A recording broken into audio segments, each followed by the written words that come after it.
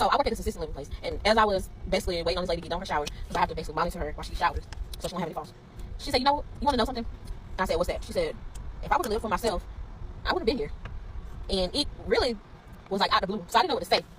But it was a little quiet for a minute, and she said, if I would have did the things that I wanted to do, if I would have went with my first mind, if I would have just made mistakes and just lived my life, I would have not been here. She said I wouldn't even have been married to the man that I married. And I'm like, she giving me all her tea, but why? She said, that picture right there that you see of me and a man, that was my husband. I was with him for 60 years. Me and him, she said, I love my husband, I love him, and I feel like he loved me to a certain degree, but he couldn't stop the outside things that he was doing. He couldn't stop feeding his flesh, basically. And she basically said that she accepted that. She took that for years until one day he got sick. And he got really sick, real bad, down sick. And they had to take him to the hospital. He got admitted to the hospital. And he was in there for about 3 months. And they were in their 30s. And she said one day, you know, as time went on, she stopped going to the hospital as frequent. She would go to work and then go to the hospital. And she said one day she got off from work and she went to the hospital. She didn't call him that day. She went to the hospital, y'all. And she went to the hospital and she saw a woman in his room. Like, because where it's set up, you can see in the room. Because it had a curtain open out there. And she was like, I wonder who that is, you know.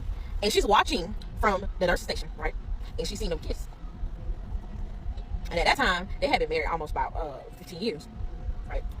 And she said when she saw them kiss, she should have known then to leave, but she didn't. She said she made a scene. She was mad. She was angry, but she didn't leave. She said she carries that regret with her to this day. And y'all, the woman is freaking 91 years old. And it happened in her 30s. Do you get what I'm saying? Do you feel me? Do you hear the lesson that I'm trying to tell y'all? Like, in the way she talks about it, it's like it's so fresh to her. It could have happened yesterday. It could have happened yesterday. She said she stayed and she always had the regret of what her life would have been like if she would have left him the first time. This story is so sad. This man cheated when she was 30 years old. She's about 91 years now, so that's over 60 years. And she's still feeling the pain of something that happened over 60 years ago. Did her husband apologize for cheating? Yes.